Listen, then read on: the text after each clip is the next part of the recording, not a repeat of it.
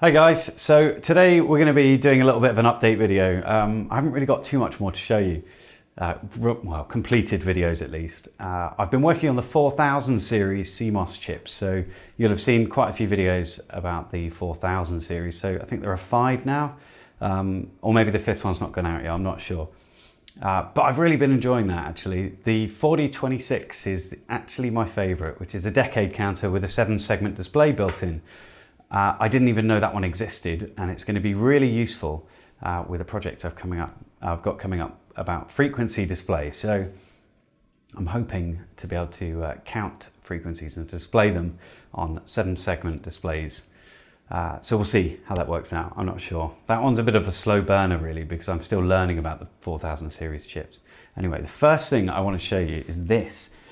If you've been watching the channel for a while, you'll remember this thing that I made, which was a little boombox. Let's just switch it out of the mode that I know it's in. So it's on the Bluetooth mode. So I don't know if you can see it, there's a little display there. I'll turn it off and off again. So this boombox I made because I wanted to learn about how to do LED matrices, and I also wanted to learn how to create some kind of audio setup. I used the PAM 8403, it's got an LED matrix here. If I just switch it onto the radio mode, you'll be able to see the little display going. And it's got some nice speakers on here, and it all works really well. It's also got Bluetooth and line in. So it has, I don't know if you can see that. It's very bright with this display here. Display. It's not very bright on the display. You get the idea. So it would have this LED spectrum analyzer thing, and I'd like to remake this. I think it's a bit crap looking, maybe, and I think I can do a bit better. So I've bought some new bits. So we've got a new little radio chip. I could probably reuse the one in here, but I've not done that. And I'm thinking about buying a 3D printer so that I can 3D print a case for it. Now it's going to be a lot smaller because I wouldn't want to print something this large, but I'm hoping to improve what I have here. I mean, it's pretty good functionality, but I lost all the code for this, so I'm gonna have to remake it anyway. And I'd like to use these sort of RGB LEDs for the little spectrum display, but I'm not sure about that yet. It might be quite a high current draw for what is essentially meant to be a portable audio device. At the moment it draws about 200 milliamps, 150 to 200. So I don't want it to exceed that. And each one of these takes 20 milliamps. So I don't want to really have to power that. The next thing I've been looking at, and I talked about before, was a robot. Now I bought this 4Tronics thing. There we go. This 4Tronics thing, this little robot, a while back. And I've put it together and I've been playing around with it, but I haven't got very far. So this is it at the moment. I've put this BT Zoom board on here, and this is a Bluetooth board. It enables you to reprogram this Uno compatible via Bluetooth, which is great for a robot. You want it to be able to be on the floor somewhere, and you can reprogram it on the fly, which is nice. It's got a battery pack sort of attached to it, and that powers not only the motors through your H-bridge, but it also powers your microcontroller. So at the moment, all it does is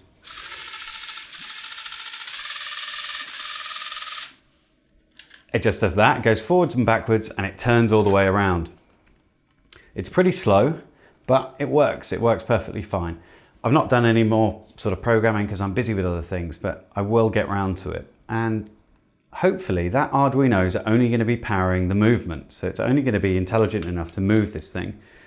The real brain inside it will be a Raspberry Pi, and potentially the Pi Zero, depending on how well I get on with that one. I wanted the robot to have some kind of sense of direction.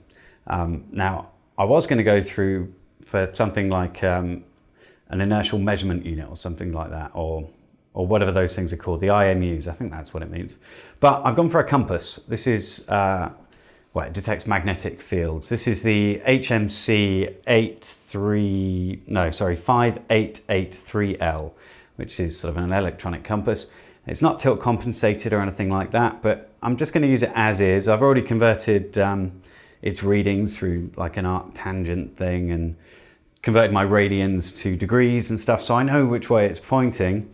And I just want to try and figure out a way of telling the robot to turn 90 degrees to the left. When I was a kid, I don't know how old you all are actually. I know that 3% of you are women and the rest are men, but I don't know how old you are. I'm 32, which is pretty old. It's not really.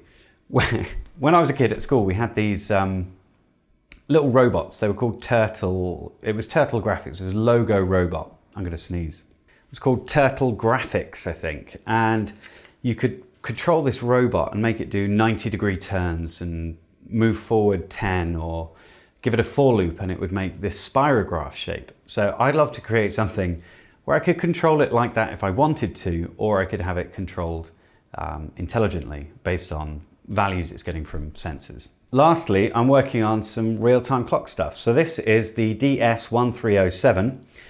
This is just like a little breakout board that I bought. It's not powered up at the moment, it's not even set. And it comes with some memory on board and it's got a crystal on there. And I bought this just to play around with the code really. I wanted to see how it worked. I bought an Adafruit one a very long time ago to work with this word clock I'd created. But I don't even remember if I ever really used it, I'm not sure.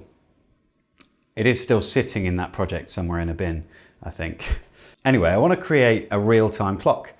And I'd like to do it with an Arduino on board and also a bunch of LEDs to show me what the time is. But I don't want to do it with this DS1307. I want to use the DS3231, which is this one here. It doesn't require an external oscillator, so it's got its own internal oscillator. I bought a few of these because I anticipate getting something printed up at OSH Park and putting a few together. But I'd like to have a clock with 60 LEDs for the seconds, 60 for the minutes, 12 for the hours, and a couple for AM, PM, or whatever, and have them in sort of a circle pattern. So it looks a little bit like an analog clock. But that's going to present its own difficulties with, 134 LEDs. So routing all of those will be a bit difficult. So I plan on doing that in a live stream so that you can see me create the circuit and then route the LEDs if it works out. It might just be that you're going to watch me fail at it, which is perfectly fine. I'm all right with that. But I've already decided I'm going to use a TLC 5940, which is a 16-channel PWM driver for LEDs. That's going to sync the current.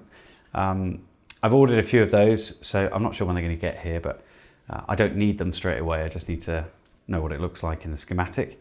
And I think we're going to shift out all the stuff onto a shift register like the 74HC595 and maybe throw a few transistors on there to direct the current.